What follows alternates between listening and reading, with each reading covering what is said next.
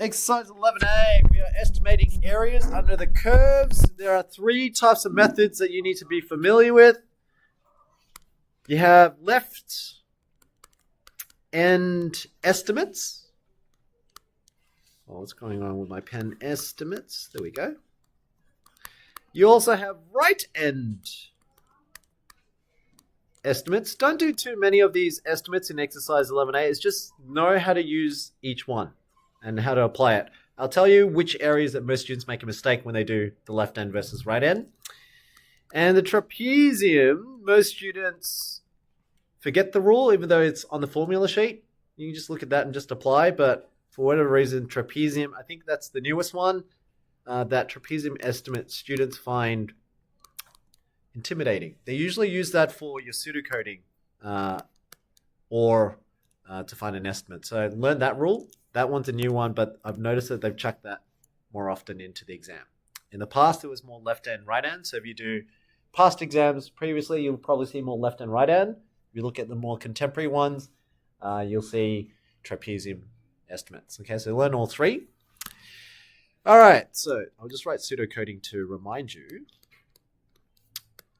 that towards the end of term 3, you just got to learn how to read the coding to read the algorithm for those kinds. So Newton's method, bisection method, trapezium, those are your three that they usually play around with. But here we go. What is the left end point estimate and what is the right end point estimate? Before they figured out that integration, let me fix that. Before they figured out that antiderivative was actually the area under the curve, that you can find out the area under the curve by antideriving, they used a technique called integration. And integration was the idea that how would you find the area under the curve, because it's a curve, whereas shapes like a straight line, so a straight line, we can actually break it into geometrical shapes that we're familiar with. So finding the area of a triangle, we know how to do that. We know how to do it when it's a rectangle, but the problem with a curve is that if you drew a rectangle, there's this little curvy bit. It's not a circle, it's following a function. So that missing area, how do we find?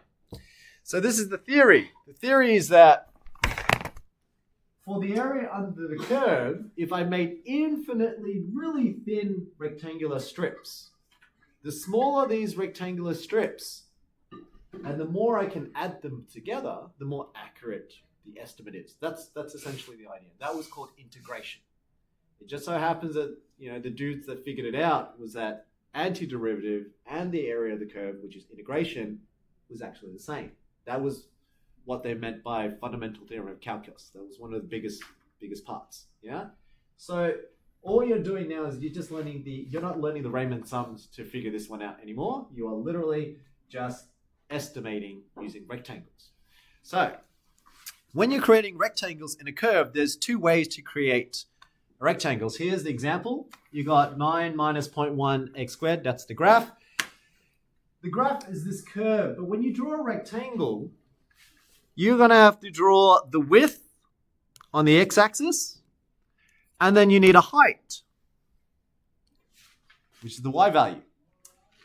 The width of the rectangles is considered a minus b, or we call it delta x. So the change in x value is going from 1 to 2. Okay, so how wide is it? Is it 1 unit apart? Is it 0.5 apart? Is it 0.01 apart? The smaller the width, the smaller the rectangles are. The smaller the rectangles are, then the more accurate it would be. There's less gap, right? Whereas the height is determined by the f, which is the y value at that particular x value. Now, which y value do I take? You see, a rectangle has two sides. It has a left side and a right side. So do I take the right side or do I take the left side in terms of its height? So if I took the left side, as you can see this line here, this is what my rectangle would look like.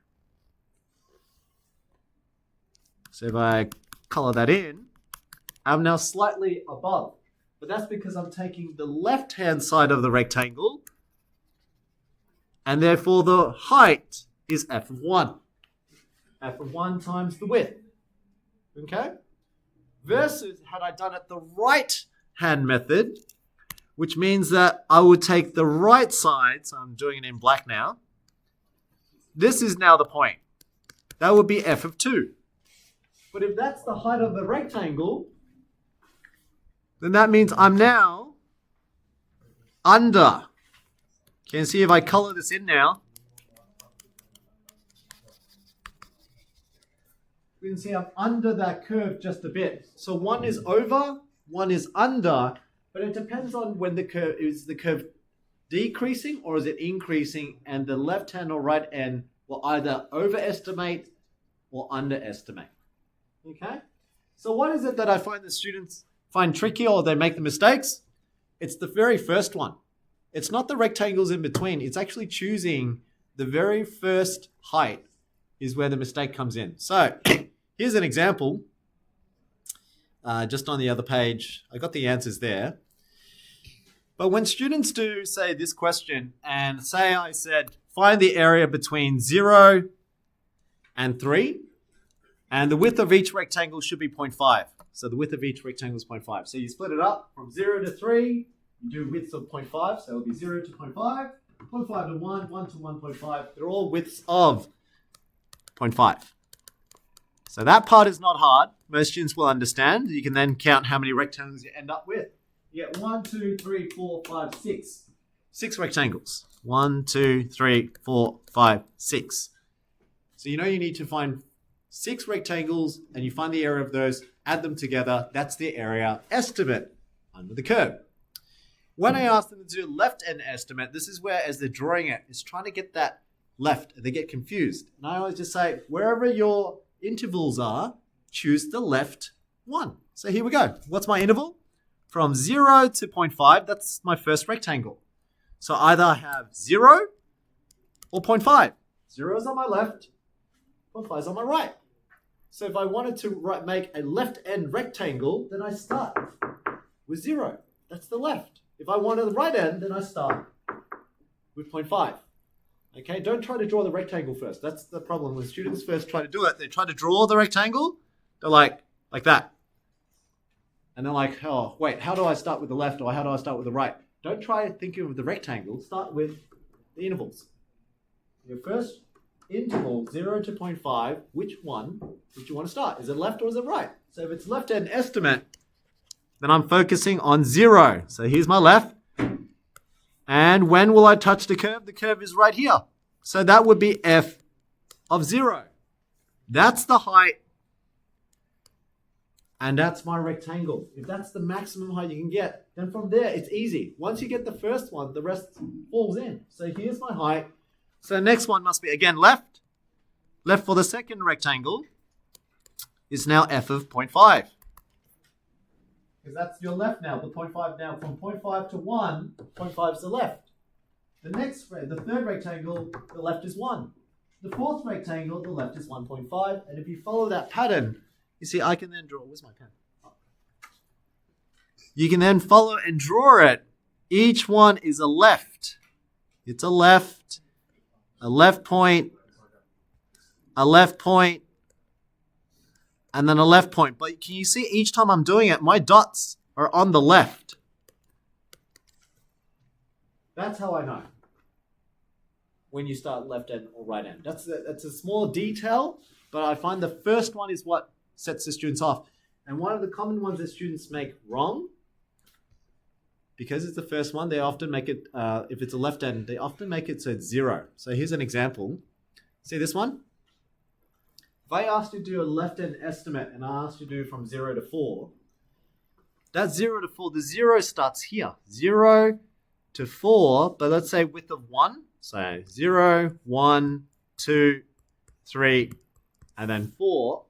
You then say, how many rectangles do I have? I have 1, 2, 3, 4 rectangles. So start off with the first one. If I'm doing left end, you start with the left interval. So here's my left interval. Starts at 0, and it turns out that the height is 0. It's f of 0. So you don't have to do anything. There's no rectangles on the left. It literally is just, that's my rectangle. It's a width of 1 and a height of 0. So then my second rectangle, between 1 and 2, you pick the left again. Left is 1. So therefore the height is this one. That's my f of 1. And there's my rectangle. Versus if you did the right end estimate, you see right end estimate, I'll do the same thing again. You get 1, 2, 3, 4 rectangles. So here we go. 0 to 1, 0 to 1, 1 to 2, 2 to 3, 3 to 4. I get 4 different rectangles, 3, 4. If you're doing right end estimate, then you start off with the right interval. So here we go. Starting off with the right interval, I go from 1. Here's my height. Stops here. So that's the height of the rectangle, and this is what it looks like. See the difference? This one actually has a rectangle from 0 to 1. The first one doesn't. First one doesn't have a rectangle. And that's how you know how to do a left end versus a right end. But I find the very starting point is what messes the student up, and then they get this whole thing all messed up because they're like left end, right end. So when I describe it, you get it. But when you do it, the first interval is the one that seems to be the one that gets students wrong. Okay, so when you're practicing, you don't have to do a whole bunch of questions. Just even doing that should give you an idea of what you needed to know. Does that make sense? Okay, so answering the question now, if we were to practice, what was the hard part of this? It's literally just finding f of 1, okay, or f of 0. And to do that, you need the function. So they always have to give you a curve, a function. And so if you were to do an estimate, the width that they have to tell you, you just need to find f of 1 each height to multiply and add them together. So in this case, if I wanted to know the area of this rectangle, width is clearly 1, multiplied to the height, which is f of 1. But this is my equation. So if I did f of 1, it should be 1 times 4 take away 1, ends up being 3. So this is an area of 3. So then you do the next estimate. So this is a left-hand estimate. Next one is 2. So that's my left-hand estimate rectangle. So height is f of 2. So f of 2, what does f of 2 give me? It just becomes 2 times 4 take away 2. You get 4. So this area here now is 4. There's my... That's 3 plus 4. And then finally my last rectangle starting from the left is f of 3. F of 3 stops here. That's f of 3. This is f of 2. And there's my rectangle. So then it becomes f of 3, which is equal to 3 times 4 minus 1. 4 minus 3, sorry. So it becomes 3. So left-hand estimate gives you an area of 4 plus 3 plus 3. Estimate of 10 squared units. And that was the last example. So in your textbooks, they'll give you a different function, give you a different part of the curve. You are required to draw the rectangles. So in exam 1, usually they'll get you to draw the rectangles. They'll have it all set up in terms of the intervals. You have to draw the rectangles and then do the calculations and do an estimate by hand. Okay, so that's normal. So left and right hand, to me, it's pretty straightforward in terms of theory. What about trapezium rule? Let's go back to our notes. Trapezium rule, so you got the idea of left hand, right hand now. So left hand point method, right hand point method. The only difference is which one do you start off with. This is a trapezium rule. This is on your formula sheet. You can memorize it. I don't. I literally just look at the problem and then figure it out myself. So from here, we know that a trapezium from year 8 or year 7, the area is height times A plus B. So area is equal to half times A plus B times half. Okay? How do you use the trapezium rule? Well, notice when you have a curve from 2 to 3, you can see how you get this nice straight line. That's a trapezium. How do you know? Because these two straight lines, these two vertical lines are parallel. There's only one pair of parallel lines. That's the hint that you have a trapezium. So this must be your A and B because these two are your parallel lines. So here we go. These two are parallel lines. These two are parallel lines. So this must be A. This must be B or whatever, however you want to call it, whichever you label. But then that means the width is the height. Because the height is that perpendicular distance between A and B. Okay, so height has to be 90 degrees with it. So therefore, the height is just a trapezium tilted. So if you use the rule, you can realize that to find out the area of the very first one, wasn't it just f of 2 and the second width, which is f of 2.5, add those two together times the distance and times by half. But if I do that, hopefully you start to see a pattern here. This one will have f of, so half times A, which is f of 2, plus B, which is 2.5, so f of 2.5, times by the width, which is the height, times by 0.5. That's the area formula for T1. But if I do T2, hopefully you start to see a pattern here. See, the left side now, that parallel line gets repeated. This is now f of 2.5 plus f of 3. And so everything, if I got you to do T2 now, let's write the area for T2. Area for T2 is half of f of 2.5 plus f of 3 times by the width again, which is 0.5. Now just looking at those two, if I added those two together, we can already factorize something. And this is where the rule comes from. So if you didn't understand the rule, you can use the rule by the formula, or you can figure out what I'm showing you here. What's common about all of them? They all have a half. They all have a 0.5 because of the same width. But have you noticed here that I've repeated f of 2.5? So what's interesting is that if you took out half as a common factor and you took that 0.5 as a common factor, you actually end up with 2 of those f of 2.5s when you add them all together. So the reason why is because the first one you didn't double up. But then here you used it for the first trapezium and then you used it again for the second one. So you end up with 2 of these, plus 2 of these, plus 2 of these, plus 2 of these, plus 2 of these, except for the last one. That's why the formula, if you look at the formula, why is it half? Because you always had the half in a trapezium. B minus A on N is just the width. That's my 0.5. And then this is the starting one. That's your last one. And why each one is being doubled. It's being doubled because you're using it twice. Just like I have over here, I have doubled my usage of each of these heights. I'm adding them twice. Because I add them together, that's why you double it. If you didn't understand that rule, it's okay. You don't have to understand it to what I was explaining, but I'm trying to show you that I don't memorize this formula. For me, I just look at that and I create my own.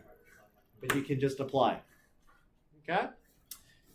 That's what I mean by understanding the rules. So if you understand what I'm describing, then when you look at the pseudocode, it makes more sense. If you just memorize the rule, well, then you have to recognize it when you see it in a pseudocode. That's the only difference. Okay? But trapezium rule is the new one. That's the one that, yeah, like I said, I find students find really tricky to understand why there's that doubling up. And that's the key part. Why does it double up each time except for the starting and the end? And hopefully I've highlighted it. It's because the first and the last one, you don't double up on that. These ones in between, you add them twice. Just like how I showed you, you did f of 2 plus 2.5. And then here again, you use 2.5 to add to 3. And the next one, you're going to use 3 again. And you add to 4. And then so forth and so forth. Yeah? All right, team. Fill in some notes. So here we go. What is the trapezium estimate? It is the average of the left end and the right end. Okay, so if you took the average of the left end, which sometimes can be an overestimate, sometimes the right can be an underestimate, put them both together, find the average, that will give you the same estimate as the trapezium. It works in between both. Okay, so the larger the number of rectangles, meaning the more rectangles you have, the more accurate the estimate is. Okay, when you're doing these questions, do practice listing out each of the rectangles, the areas, and then add them up. That's usually done for exam 1. But here, this is a CAS question, so I've done it on CAS. I've defined the function. Here was the picture of the curve.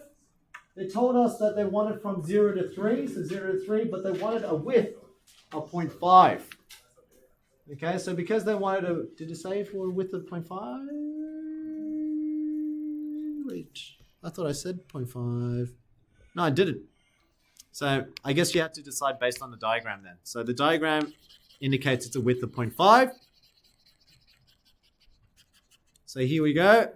If we were to do a trapezium rule, you can see starting from 0.5, so 0 to 0.5, you can then go from 0 to 3. How many trapeziums do you need? You got 1, 2, 3, 4, 5, and 6. And then from here, we can see that this would have been half times 0.5, which is the width. So I'm going to write here, this is the width, times, first one is f of 0. That one you don't repeat. The next ones you do repeat. So it'll be plus 2 times f of 0.5, plus 2 times f of 1, plus 2 times f of 1.5, plus 2 times f of 2, plus 2 times f of 2.5, and finally the last one is the only one that you don't repeat again, so it's plus f of 3. And as you can see, that's pretty much what I typed on the CAS. I said there are 6 of those trapeziums. 3 take away 0 is the interval, a minus b, or b minus a, divided by 6, and you can see how I doubled each one, except for the last one, and I should get 35.84. All right, team?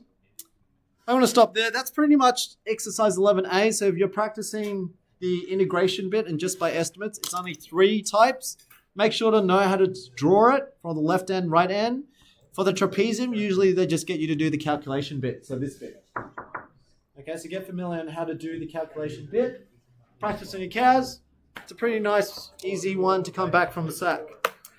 All right, team, I'm going to stop there, and you guys can have a go with example 2 if you want to have a go. Right hand versus left hand, and then you can find the average between the two. That also works too. Okay.